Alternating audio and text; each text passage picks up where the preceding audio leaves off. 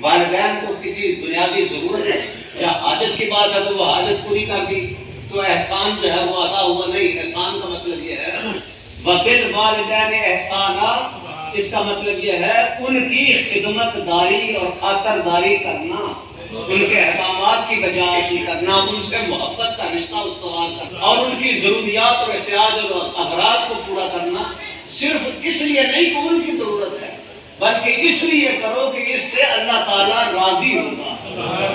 اللہ تعالیٰ کی رضا کے حاصل کرنے کے لیے، رضا جوئی کے لیے، مشیت الہیہ کے لیے، جن کی خدمت میں اللہ کی رضا ہے، ان کی خدمت میں اللہ کی رضا ہے. تو جب خدمت میں اللہ کی رضا ہے تو پھر ان کا رشتہ کسی تعارف کا محتاج نہیں رہتا کہ انسان کی زندگی میں وہ رشتہ کیسا ہوگا، کہ جس رشتے کے بارے میں قرآن حکیم ہمیں بتاتا ہے.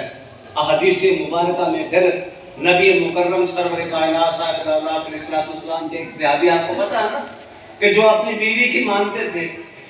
یہ تو اب مسئلہ مشہور ہے، حدیث شریف ہے نا، یہ تو شروع سے رہا ہے. بیویوں کے ساتھ تعلق کچھ منفرد قسم کا ہوتا ہے، اور یہ صرف 1400 سال کے بعد یہ نیٹ ورک آنے سے نہیں پتہ چلا، انٹرنیٹ سے. یہ تو شروع سے ہے، لیکن شروع میں لوگ اسلام کی تعلیمات اور پیغمبروں کی لائی ہوئی شریعت کو بھی سامنے رکھتے تھے.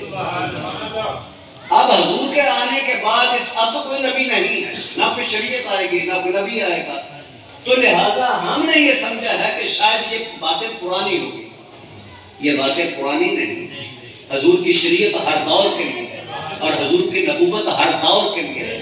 جو قیامت تک کا دور ہے، جو قیامت آنے تک حضور کی شریعت کا ہی بول بالا ہے، اور حضور کی شریعت ہی نظم العین ہے، اور حضور کی شریعت میں ہی اللہ کی رضا ہے، اور حضور کی شریعت میں ہی اس امت کی بقا ہے، اور حضور کی شریعت میں ہی انسان اپنی عروج اور معراج پر پہنچا ہے. اس کے بغیر کامیابی کا کوئی راستہ نہیں. لہذا یہ بات یعنی فائنل ہے، اس میں کوئی شک و شبہ نہیں ہے. جس کے دل میں ہے وہ نکال، جو یہ یقین نہیں رکھتا وہ دائرہ ایمان سے خارج ہے، کہ جو کہے گا کہ میرے لیے کوئی اور کامیابی کا راستہ ہے اس بات کو چھوڑ کے، تو ایسا نہیں ہوگا، نہ ہوگا، نہ ہے، اور نہ ماضی میں ہوا ہے.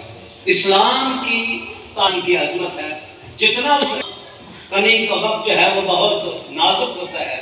تو اس حالت میں پھر حضور صلی اللہ علیہ وسلم کو خبر ہوئی، آپ تشریف لے گئے. تو جب تشریف لے گئے تو ماں سے کہا کہ سر معاف کر دو. اس نے کہا کہ نہیں، اس نے مجھے ستایا بہت ہے، اور ستایا ہے، اور ظاہر بیوی کی مانتا رہا، میری نہیں مانی.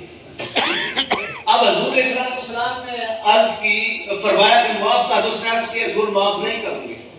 آپ نے فرمایا جاؤ پھر لکڑیاں لاؤ. انہوں نے کہا لکڑیاں کیا کرنی ہے؟ انہوں نے کہا اس کو جلا دو. سے عذاب دینا اللہ کی شان ہے. اتنا سخت حکم تھا نماز نہ پڑھنے والوں کے لیے کہ گھروں کو آگ لگا دو. پھر فرمایا نہیں، آگ سے عذاب دینا اللہ تعالیٰ کے لیے زیبا ہے، یہ اسی کے لیے خاص ہے.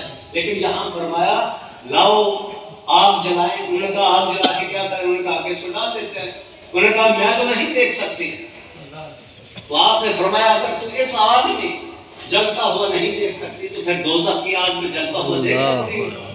انہوں نے عرض کی کہ حضور نہیں. آپ نے فرمایا پھر معاف کر. انہوں نے معاف کیا. تو جہاں قفص عنصری سے پرواز کی تو عزیزان گرامی قدر صحابہ کے نزدیک بھی بات یہی ہے. لیکن یہاں کچھ حقوق والدین کے ہیں جو اولاد کے ذمے ہیں، اور کچھ والدین کے ذمے حق ہیں اپنی اولاد کے. جس طرح نبی مکرم صلی اللہ علیہ وسلم آپ کی شریعت میں ون وے ٹریفک نہیں ہے کہ بس ایک طرف سے جائے گی دوسری طرف سے نہیں آئے گی.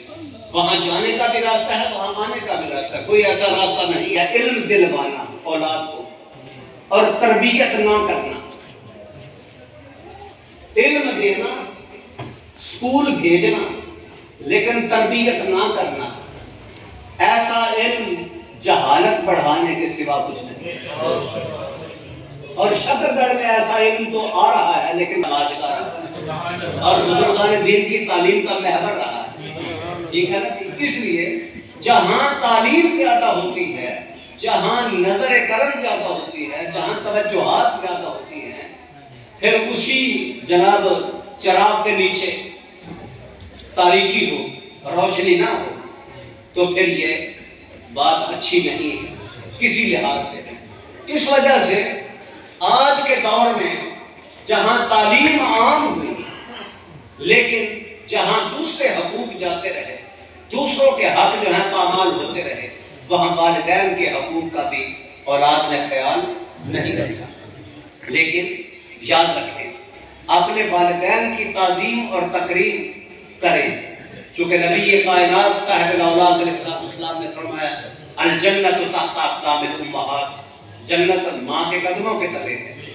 تو جو جنت ماں کے قدموں کے تلے ہے، تو پھر یہ جنت جو ہے ماں کے قدموں تلے سے لینا، اس کا مطلب ہے اتنے جھک جاؤ کہ ماں کے قدموں تلے سے جو جنت ہے وہ تمہیں مل جائے۔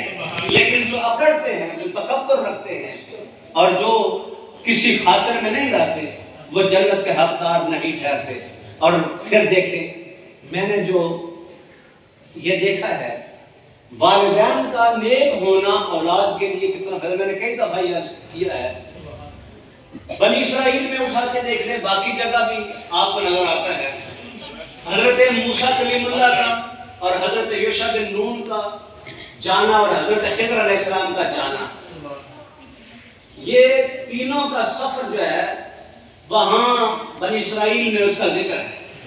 جب تینوں کا ذکر وہاں موجود ہے اور سفر کرتے کرتے تین واقعات کا ذکر وہاں موجود ہے، ایک واقعہ اس میں یہ ہے کہ انہوں نے، گاؤں والوں نے روٹی نہیں دی ان تینوں کو، اور انہوں نے دیوار کی تعمیر وہاں کی۔ یہ قرآن پاک ہے، کوئی قصہ نہیں ہے۔ اب روٹی نہیں دی، دیوار مکمل کر دی۔ انہوں نے کہا کہ موسیٰ کلیم اللہ جلالی تو انہوں نے عرض کی کہ جناب یہ نہیں ہو سکتا کہ آپ بتائیں یہ کیوں کیا ہے، ان کا برتاؤ ایسا ہے اور ہمارا کام ایسا ہے، ہم کیوں کریں؟ انہوں نے کہا کہ اس دیوار کے نیچے خزانہ